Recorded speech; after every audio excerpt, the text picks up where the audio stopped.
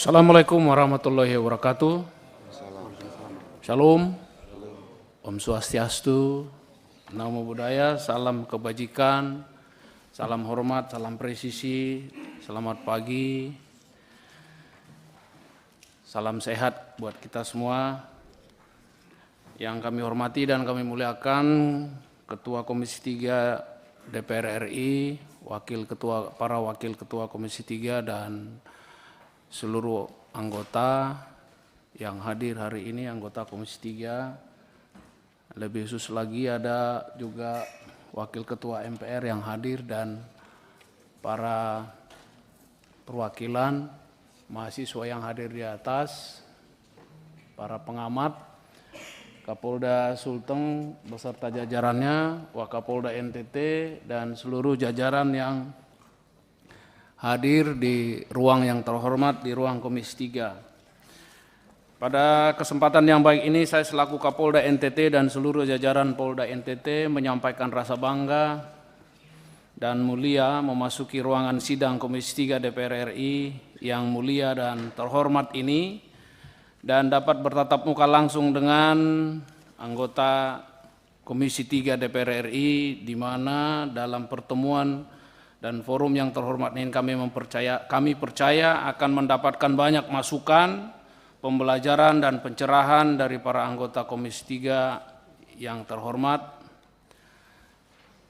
Sebagai mitra kerja Polri sekaligus yang akan mengawasi, mengarahkan, memperbaiki kekurangan-kekurangan serta menyempurnakan hal-hal yang perlu diperbaiki dan disempurnakan sehingga Polri, lebih khusus Polda NTT dalam perjalanannya nanti dapat melaksanakan tugas dengan presisi, prediktif, responsibilitas, transparansi, dan berkeadilan.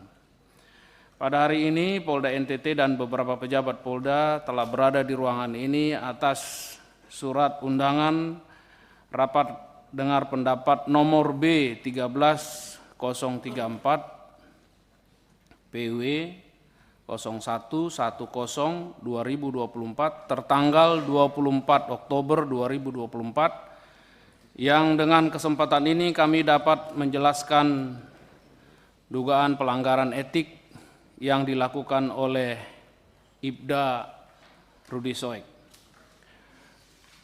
Pada kesempatan yang baik ini kami perkenalkan pejabat utama sedikit yang mendampingi kami dan nanti akan membantu saya untuk menjelaskan lebih detail. Ya, di sebelah kanan saya ada Wakapolda, Brigjen Pol Awi. Sebelah kanannya lagi ada Irwasda Polda NTT, ada Kabid Propam, ada Kabid Kum, ada atasan Ibda Rudi Soek adalah Kayanma. Sebelumnya adalah Kapolresta Aldinan Manurung, ada Karo SDM juga, Dir Intel, Dirreskrim Dirreskrim Sus, Kabid Humas, dan Dir Samapta yang mewakili kami datang di tempat ini. Secara singkat kami jelaskan bahwa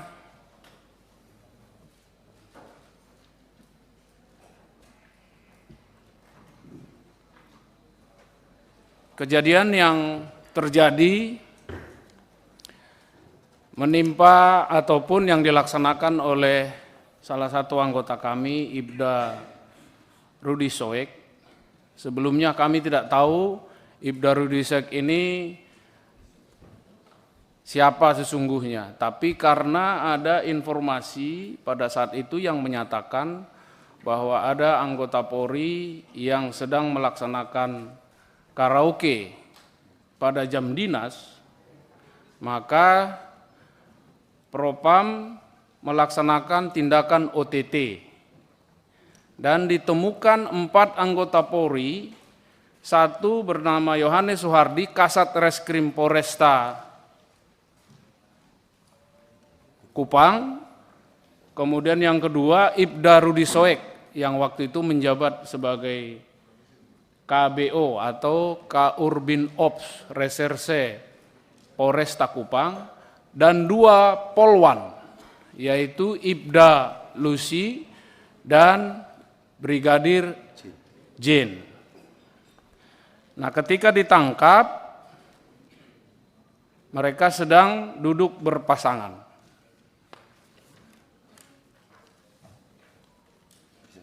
Melaksanakan hiburan, kemudian minum minuman beralkohol. Nah, atas peristiwa ini, maka Kabid Propam melaporkan kepada Kapolda secara dengan informasi khusus, sehingga saya mendisposisi untuk dilakukan proses secara hukum. Pada tahap selanjutnya dilakukan pemeriksaan dan pemberkasan, pemeriksaan saksi-saksi dan pemberkasan sampai kepada peradilan kode etik, karena lingkup yang dilakukan oleh para terduga pelanggar ini adalah lingkup etik. Setelah dilakukan pemeriksaan dan pemberkasan, 3 orang disidangkan menerima putusan sidang, yaitu penempatan meminta maaf kepada institusi dan penempatan khusus di tempat khusus selama 7 hari. 3 orang dilaksanakan penghukuman dan diterima, tapi 1 orang atas nama Ibda Rudi Soek tidak menerima, memberikan keberatan dan meminta banding. Setelah dilakukan sidang banding, Hakim banding mempertimbangkan bahwa alasan-alasan dalam memori banding yang diberikan itu menyimpang dari apa yang dipersangkakan. Dan pada saat sidang banding, menurut hakimnya, bahwa yang bersangkutan tidak kooperatif dan seluruh membantah atas apa yang dilakukan tindakan OTT oleh anggota Propam. Sehingga dijatuhkan putusan memberatkan dan menambah putusan sebelumnya. Putusan sebelumnya kami perlu sampaikan, yaitu meminta maaf, kemudian perbuatan ini merupakan perbuatan cela dan penempatan pada tempat khusus selama 14 hari dan demosi selama 3 tahun. Itu hukuman pertama yang diberikan. Tetapi beliau tidak menerima, Ibda Rudi Soek tidak menerima dan menyatakan banding, sehingga dalam banding didalami sejujurnya bahwa inisiatif, ide, kemudian otak di belakang semua pelaksanaan mereka berkaraoke ini adalah Ibda Rudi Soek, dan itu semua dibantah. Oleh karena itu diputuskan ditambah hukumannya. Satu saja hukumannya ditambah, yaitu demosi dari 3 tahun menjadi 5 tahun. Dan patsusnya menjadi 14 hari. Dan setelah itu terus berlanjut. Ibda Rudi Soek setelah dilakukan OTT di tempat karaoke ini, Ibda Rudi Soek sengaja membuat kondisi dan situasi yang melakukan penangkapan terhadap orang yang diduga pelaku BBM. Jadi pagi tertangkap, sore langsung membuat surat perintah mengajukan kepada Kapolres yang inisiatif sendiri mengajukan kepada Kapolres surat perintah penyelidikan terhadap mafia BBM. Nah, menjadi lucu dalam penelitian para hakim dan pemeriksa bahwa tindakan yang dilakukan oleh Ibda Rudi Soek ini hanya untuk memframing bahwa dia tidak bersalah, dan selalu mengakui bahwa tindakan yang di karaoke ini adalah dalam rangka ANEF kasus BBM. Kemudian selalu mengatakan bahwa karaoke ini adalah tempat safe house mereka gitu. untuk rapat. Tetapi pemeriksa dan hakim disiplin tidak bisa membuktikan itu, dan justru sebaliknya informasi berdasarkan pemeriksaan semua saksi-saksi termasuk pegawai karaoke, manajer karaoke, dan Kasat Reskrim yang hadir, yang pada saat itu hadir, dan 3 polwan ini. Dan mereka disidangkan secara terpisah, secara split, perkaranya di split. Selama berlangsungnya pemeriksaan ini terus, terduga pelanggar Rudy Soek ada dalam pengawasan. Pada saat dilakukan pemeriksaan ini, ternyata Ibda Rudy Soek ini memfitnah juga anggota Propam yang menangani perkara ini, mengatakan bahwa anggota Propam inilah yang menerima setoran dari pelaku BBM. Nah, anggota Propam ini juga tidak menerima dan membuat laporan polisi, mengadukan Ibda Rudy Soek, dan itu diproses juga. Setelah diproses, disidangkan bahwa Ibda Rudy Soek juga tidak mengakui menyebutkan itu, tapi itu ada rekamannya. Dan akhirnya didisiplinkan dengan hukumannya adalah perbuatan itu perbuatan tercela. Kemudian selanjutnya pada tahap pemeriksaan selanjutnya ditemukan, karena Propam waktu itu akan melanjutkan pemeriksaan perkara ini, ditemukan bahwa Ibda Rudy Soek meninggalkan tugas, tidak berada di Kupang. Ternyata setelah dicek, Ibda Rudy Soek ada di Jakarta, dan itu bisa dibuktikan oleh pemeriksa dengan mengambil manifest pesawat Citylink yang terbang ke Jakarta pada tanggal itu, dan potongan tiket bisa didapatkan. Dan setelah disidangkan, Ibda Rudy Soek juga tidak mengakui ini, menyangkal juga, saya tidak pernah ke Jakarta. Disidangkan dan dihukum. Selanjutnya, kasus yang dilakukan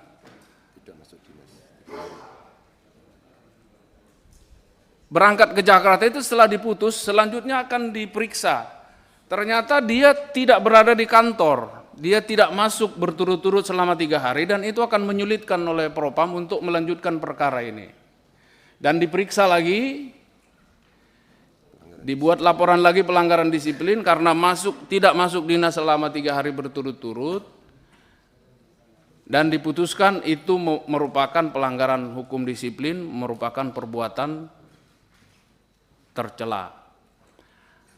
Yang terakhir, yang kelima adalah laporan dari orang yang dilakukan polis lain terhadap drum kosong ini, melaporkan kepada Polda bahwa drum saya di polis lain, saya akhirnya usaha saya, nama baik saya jadi tercemar. Itu juga diproses oleh Propam, dan itulah kasus yang kelima. Pelanggaran SOP yang melakukan tindakan penyidikan tanpa administrasi penyidikan dan tanpa prosedur, yang dikenakan tindakan KKEP. Dan itulah yang disidangkan dan diputuskan untuk Ibda Rudy Soek tidak layak dipertahankan menjadi anggota Polri. Kami perlu sampaikan bahwa dalam sidang Komisi Kode Etik ini, dan kami juga, saya selaku Kapolda juga merasa bahwa anggota kami di NTT ini sebenarnya sangat kurang. Kami sampai dengan sekarang masih ada di 47% dari DSPP. Kami sebenarnya sangat menyayangkan dan sangat berat untuk memberhentikan seseorang dari anggota Polri. Tetapi kalaupun sidang memberhentikan anggota Polri, itu adalah tindakan yang sangat berat dan prosesnya sangat panjang. Dan termasuk terhadap Ibda Rudy Soek sampai dengan sekarang, pada sidang awal Komisi Kode Etik bahwa Hakim Komisi Kode Etik sudah menyatakan akan memutuskan PTDH. Tetapi masih ada waktu untuk banding. Bagi Kapolda masih ada waktu 30 hari untuk mempertimbangkan, menyusun hakim-hakim yang akan menyidangkan sidang banding. Dan nanti hakim-hakim akan masih ada waktu 30 hari untuk mempertimbangkan memori banding dan berkas terdahulu apakah mereka akan memutuskan sesuai dengan putusan pertama, menguatkan atau membebaskan. Hal ini sangat tergantung daripada sikap Ibda Rudi Soek yang dalam pengamatan kita sehari-hari ataupun dalam perjalanan tugasnya bisa melaksanakan tugas dengan baik. Saya perlu sampaikan Bapak Ibu, 4 terduga pelanggar, 3 orang menerima dengan baik, atasannya dan 2 polwan kami sudah selesai melaksanakan tugas. Dan 4-empatnya mereka sama-sama dihukum, tapi yang satu tidak menerima dan selalu membantah, selalu menganulir dan selalu beralasan berdalih dengan membuat framing di publik bahwa Ibda Rudi Soek sedang membongkar mafia BBM,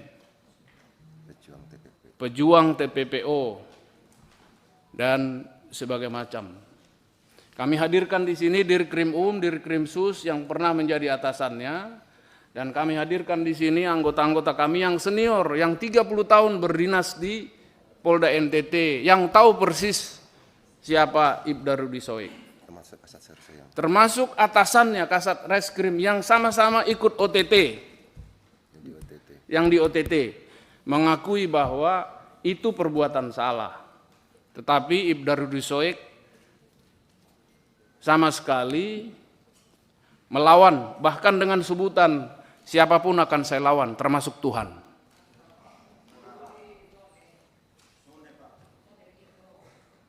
Itu saya dengar perkataan. Baik, Pak, dan Pak, video ini nanti akan Pak Kapolda, kita buka. saya pikir sudah cukup. Terima kasih Pak. Sudah 2 kali dari waktu yang hampir 2 kali. Tadi 10 menit, Bapak 14 menit nggak apa-apa, kami toleransi karena memang banyak hal yang ingin disampaikan.